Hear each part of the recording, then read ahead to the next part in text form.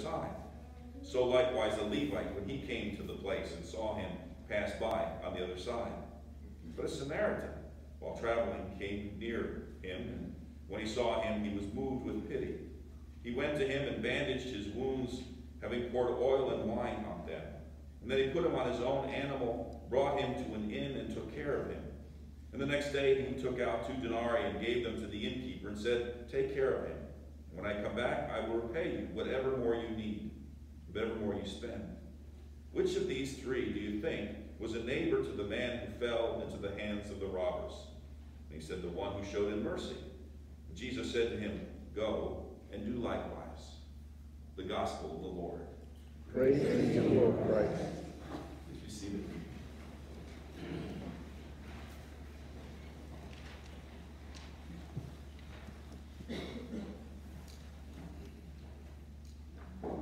This past Christmas Eve, just before dawn, a drunk driver in Houston, Texas, hit and flipped a police cruiser, which subsequently caught fire, with the police officer still trapped inside, unable to escape. Hearing the crash from his nearby apartment, a man immediately ran toward the burning wreckage and saw the cops fighting and screaming for their lives. Without hesitating, the man punched through a window with his right fist, breaking his hand in the process, in order to free the first officer. And then, with the help of a second man who had responded to the crash as well, the other officer was also freed minutes later. However, the second cop had to be transported to a local hospital where he still remained unconscious weeks later, with burns on more than half of his body. And after the officers were rescued from their fiery ordeal, the first man, who rushed to their aid, mysteriously left the scene of the accident, leaving the second man to initially receive all the credit for their heroic efforts. However, the mystery turned out to be not so much of a mystery after all. You see, the name of the first man was Juan Carlos Salgado, and he was an undocumented immigrant. Think about it. It only makes sense. Why would he hang around afterwards only to face questioning from other police officers and thereby risk possible exposure, arrest, and even deportation? And yet even so, that fear did not keep him from running in the first place to help those police officers trapped inside their burning vehicle and who faced almost certain death. He simply saw a need, an urgent need, and immediately responded without hesitation. In the process, however, potentially endangering his own safety and well-being because of his illegal status in this country. When a local reporter finally tracked him down the next day, he found Salgado at work cutting grass, the swelling on his broken right hand the size of a baseball from punching out that window. It turns out that Juan Carlos, like many undocumented immigrants, lived a quiet, humble life. He worked and sent money home to his mother in the southern Mexican state of Guerrero, and pretty much kept to himself, according to family members. And when questioned by Joel Eisenbaum, the reporter from KPRC Houston, who tracked him down, about why he responded the way he did the night before, Salgado simply responded, "How am I going to leave a person in need? We are all people." The reporter also noted at the time that the shirt Salgado was wearing that day read, "Love knows no borders." I think that pretty much sums it up. And judging by today's gospel reading that we just heard, I think Jesus would certainly agree as well. Because that's precisely the point of the parable of the Good Samaritan, isn't it? Love knows no borders. Without a doubt, the parallels between these two stories are unmistakable and irrefutable. In both cases, someone was in dire need. In the case of the Houston police officers, it was actually 2 individuals. And yet, of all the people who could have come to their rescue, in both stories, it was a foreigner, a much maligned foreigner, in fact, who responded. You see, in Jesus' day, the Samaritans were the foreigners who were typically disparaged and vilified. They were the enemy. They were the bad hombres of that day, if you will. Why else would the parable even get the name the Good Samaritan in the first place? The adjective doesn't appear anywhere in the story. It's because everyone knew they were bad, or thought they did. In fact, a chapter earlier in Luke, we have an account of Jesus and his disciples on their way south to Jerusalem. They were rejected by a Samaritan village, and they apparently hoped to stop and perhaps stay over. And the implication was clear: the Samaritans were bad. After all, they wouldn't even let Jesus and the disciples stop over on their way to Jerusalem. Moreover, in response, James and John, the disciples Jesus once called the sons of thunder, wanted to command fire to come down from heaven and consume them, meaning the Samaritans. And as someone once noted, you don't get a nickname like sons of thunder for no reason. In other words, they were often depicted in the Gospels as being very aggressive and never backing down from a confrontation. But consider how Jesus responded. Jesus immediately turned and rebuked them, we're told, and he and the disciples simply went on to another village. And I tell you this merely to point out how strained the relationship between the Jews and the Samaritans was in those days. As Jesse Carey has noted, Samaritans and New Testament Jews weren't just two different cultures. They lived in constant tension and constant fear and suspicion of one another. And so obviously the Samaritan in Jesus' story who actually did something good was clearly an exception to the rule. And such an exception, of course, then had to be duly noted. Hence the eventual naming of the parable as the story of the so-called Good Samaritan, as opposed to all the bad Samaritans. In our own time, of course, it's the undocumented immigrants who have flocked to our borders, often from Mexico and Central America, who are similarly labeled as gang members and rapists and whatnot. Now, are some of them bad apples, criminals even? Of course. It only stands to reason. But to paint all of them as such, and to demonize them all in that way, is not only unfair, it also doesn't make any sense. Jeff Jacoby, writing in the Boston Globe, has pointed out that Lizzie Borden, infamous for the alleged axe murders of her father and stepmother, Lynette Squeaky Fromm, who spent 14 years in prison for attempting to assassinate President Gerald Ford, Vladimir Lenin, who led the Russian Revolution and became one of history's bloodiest mass murderers, and the Wild West bank robber Jesse James all had one thing in common. They were all redheads. And as Jacoby then writes, as these examples demonstrate, people with red hair are prone to violence and should be oppressed, right? Of course not, he says. And I think we would all agree. Jacoby adds, only a blockhead would pronounce redheads a singular threat on the strength of a few cherry-picked instances of villains with red hair. Pretty much any population subgroup will contain some numbers of vicious thugs, he says. The same is true of immigrants who are in this country illegally, he writes. Decades of peer-reviewed studies and research all confirm that illegal immigration does not increase the incidence of violent crime or even drug and alcohol problems.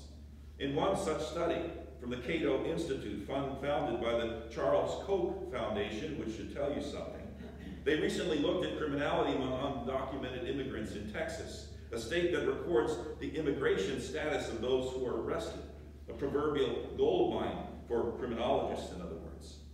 And what they found was that in 2015, criminal conviction and arrest rates in Texas for undocumented immigrants was actually lower than that of those of native-born Americans for murder, sexual assault, larceny.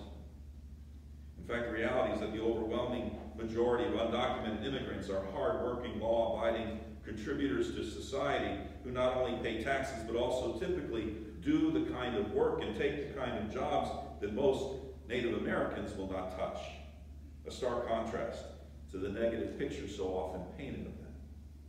Moreover, it must also be pointed out that in the case of Juan Carlos Salgado, as well as the Samaritan character in Jesus' parable, their immediate response to someone in need was not simply an act of random kindness. No, it involved a very real degree of personal risk as well. In both stories, you see they were foreigners living and working in a foreign land, and therefore faced possible and perhaps unanticipated repercussions for their actions simply because of who they were. Salgado was an undocumented immigrant from Mexico living and working in Houston, Texas, and in constant fear, I would imagine, of being deported. And of course, the road from Jerusalem to Jericho in Jesus' story was in Judea, not Samaria. And so the Samaritan was similarly not on his home turf, so to speak, either. Who knows what kinds of negative reactions or responses he potentially faced from those who considered him both an outsider and also an enemy. And therefore, in both cases, getting involved posed some risk. And yet, in both cases, they ignored the personal risk, without hesitation, mind you, in order to help someone in dire need. As Jesse Carey again has observed, the story of the Good Samaritan is a reminder that love, not political ideology, should guide our actions. Or as that t-shirt so aptly summed it up, love knows no borders. And in the final analysis, that's exactly the point. Jesus intentionally and purposely used the character of a despised Samaritan in order to make a very important point. Asking who is my neighbor is the wrong question. The correct question, according to Jesus, is asking instead, who could I be a neighbor to? Or to whom can I show love? And the correct answer, of course, is everybody and anyone. Why? Because love knows no borders. Back to our story of the heroic immigrant. Just 16 days after Salgado helped rescue those Houston police officers, at 7 o'clock or so in the evening, Salgado himself was walking across that very same stretch of busy highway when 2 cars struck and killed him. He was apparently on his way to grab some dinner. The Houston police officers who responded to this accident didn't know at the time that the man who had just been struck and killed was the very same man who had helped save the lives of their fellow officers just 2 weeks earlier. Our hearts are broken because we didn't have the opportunity to thank him while he was still alive, said Assistant Chief Troy Finner at Salgado's funeral. And Finner then went on to say, all the negative things we hear all over the country about the spirit of the immigrants, we know you are loving, good, God-fearing people who we love. I just want to say thank you to the family, said Finner. For the Houston Police Department and the city of Houston, our immigrant population is our family. Just understand that once you become a part of the Houston police family, you are always a part of the Houston police family. And lest I be accused myself of cherry-picking stories, just know this. Believe it or not, stories of immigrants like Juan Carlos Salgado are not terribly unique or original. A simple Google search turned up nearly 15 million results in just under 60 seconds. Take William Ramirez, for example, a father of 2 from Colombia, who was on his way to work when he witnessed a man trying to gun down a Miami police officer. In response, Ramirez drove his van directly into the line of fire, shielding the policeman from the shooter, and then later pulling him to safety.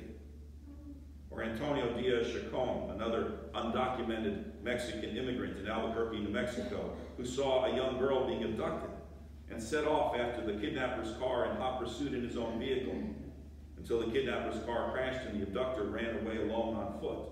Chacon was then able to rescue the girl and return her to her parents, while the kidnapper was later arrested by the police.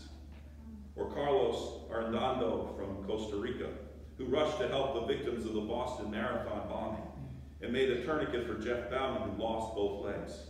His picture in a cowboy hat next to Bauman in a wheelchair later circulated around the world. Or Jesus Manuel Cordova, who saved the life of a 9-year-old boy stranded in the Arizona desert. The boy's mother had died in a car crash, leaving him helpless until he was discovered by Cordova, who, get this, had just entered the country illegally. At the risk of being discovered himself and what that might mean, Cordova nevertheless stayed with the boy, keeping watch for hours until someone eventually found both of them and contacted the authorities. Love knows no borders.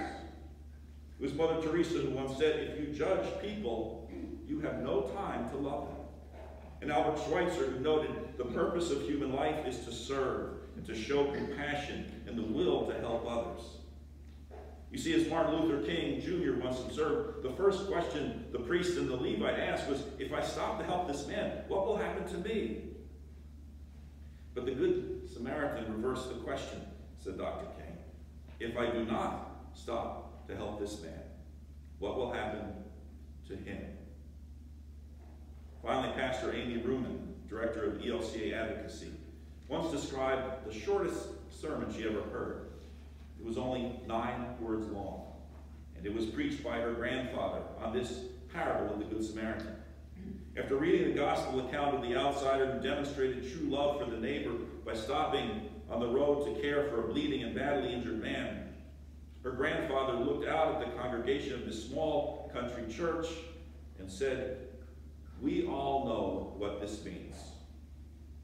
Just do it." And then he sat down. Sermon over.